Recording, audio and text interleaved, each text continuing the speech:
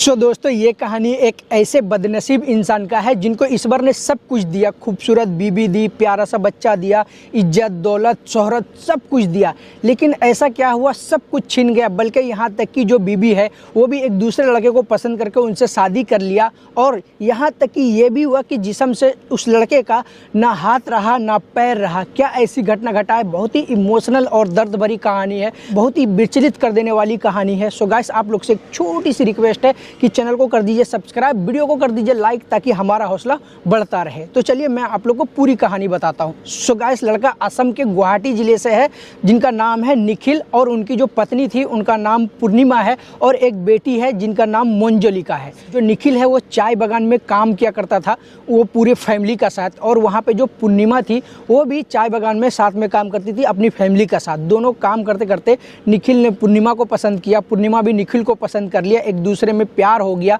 और बात इतना आगे तक बढ़ी कि दोनों अपने घर में बताया, और दोनों एक दूसरे को जानते थे क्योंकि साथ में चाय बागान में काम करते थे। तो दोनों शादी करने के लिए राजी भी हो गया, और दोनों को शादी भी हो गई 2017 में।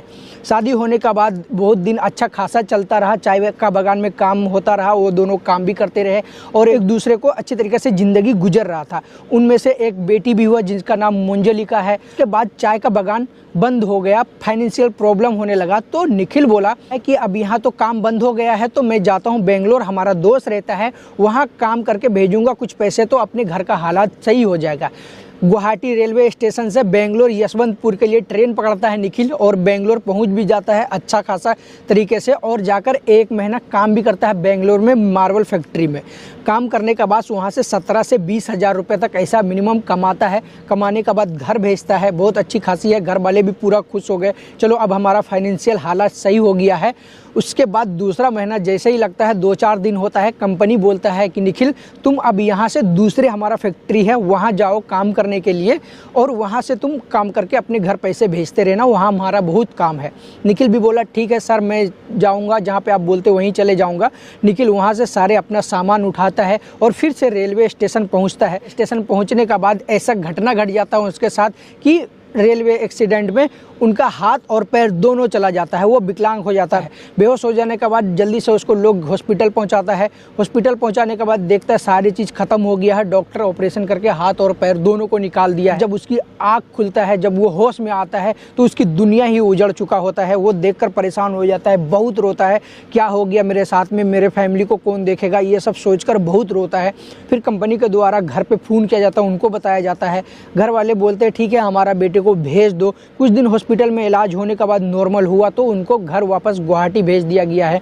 वापस आता है, अब वो कोई काम का बंदा नहीं बचता है, बस उसका ज़िंदगी रोना धोना पे ही टिका हुआ था। अब वो क्या करता, बेड पे लेटे लेटे अब वो सब चीज़ का मोहताज हो गया। कोई उसे खाना खिला देगा तो ही खा पाएगा, कोई उसे नहला देगा तो ही नहा पाएगा, कोई उसे टॉयलेट के लिए लेके जाएगा तो ही वो टॉयलेट कर सकेगा। सब कुछ एक दूसरे पे डिपेंड हो गया। लेकिन उसकी बीवी बहुत अच्छी थी, वो सब कुछ अब तक कर रही थी, सब कुछ अच्छे तरीके से कर रही थी। उनका खाना पीना, नहलाना धोना, सारे परिश्रम उठा करके वो सारे काम कर रही थी।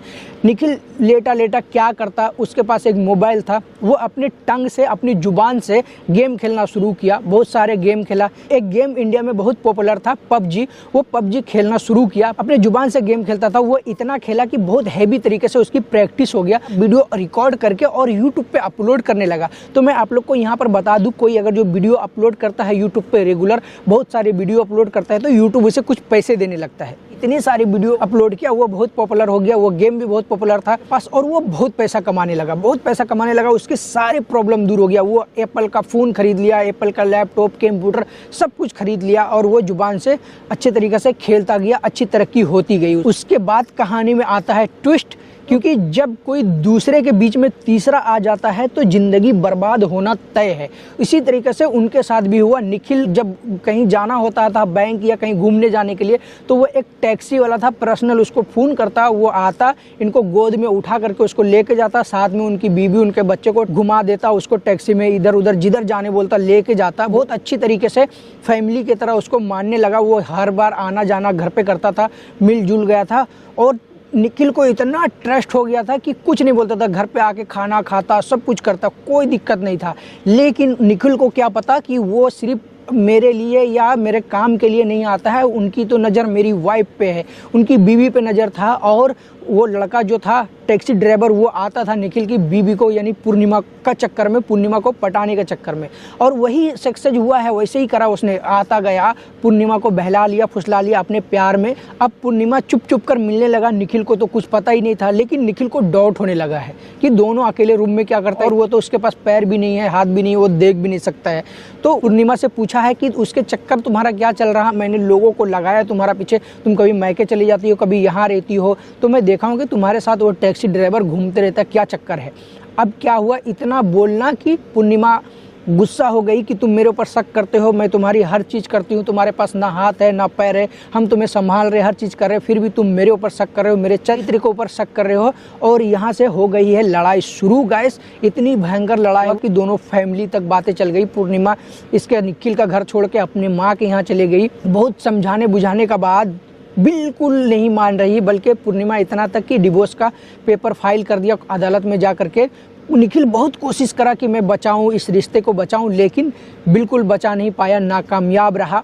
ये दोनों का डिवोर्स हो गया। फिर अदालत में केस चल के यहाँ तक कि मंजुलिका को भी पूर्णिमा लेकर चले गया था अपने साथ में, लेकिन यहाँ निखिल अकेले पड़ गया, बिल्कुल कोई नहीं है उसके साथ में। ये कोर्ट में पटिशन डाला, केस फाइल करा और केस को जीता भी। बेटी मंजुलिका को जीत करके वापस ले करके आया अपने पास। अभी मंजुलिका निखिल का साथ में है और पूर्णिमा वो अपने नए पति का साथ में रहता है और वो मौज कर अपनी ज़िंदगी। लेकिन निखिल यहाँ पे टूट गया है, बिल्कुल सदमे में चला गया। अब उसके पास फाइनेंशियल के तौर पे वो जब यूट्यूब पे वीडियो डालता था वही उसके पास था, लेकिन नसीब इतनी बुरी निखिल का कि वो जो यूट्यूब चैनल था, पबजी गेम जो खेला करता था, वो इंडियन गवर्नमेंट ने बैन कर दिया है सिक्योरिटी रीजन से। जब बैन कर दिया है तो गेम तो खेल नहीं सकता है, चैनल तो हो गया बेकार, लोग देखने वाला नहीं रहा। और कुछ दिन बाद जब इंडिया ने बैन करा है पबजी को, तो यूट्यूब ने उसके चैनल को भी बैन कर दिया। अब उसके यूट्यूब से चैनल भी हट गया, कुछ भी नहीं बचा, ना उसके फाइनेंशियल हालात कुछ बचा है, ना वाइफ बची है, ना उनके पास हाथ पैर बचा है। अब वो जिंदगी बहुत बुरे तरीके से जी रहा। निखिल एक ऐसा बदनसीब इंसान है जो कि इस बार किसी को ऐसा नसीब ना दे, क्योंकि सब लोग चाहता है कि हमारी ज़िंदगी हैप्पी हो, लेकिन निखिल का साथ जो हुआ है ऐसा कोई एक्सपेक्ट नहीं करते हैं अपने नसीब में। सो गाइस, आपसे हम यही दुआ करेंगे कि आपके पास जो है उसमें खुश रहिए। ईश्वर से प्रार्थना करिए कि इस बार आपको खुश रखे, आपके फैमिली को खुश रखे। वीडियो की कहानी आज का यही था। वीडियो अगर अच्छा लगा तो चैनल को सब्सक्राइब कर लीजिए, वीडियो को लाइक कर दीजिए। मिलेंगे नेक्स्ट वीडियो में, तब तक के लिए बाय बाय।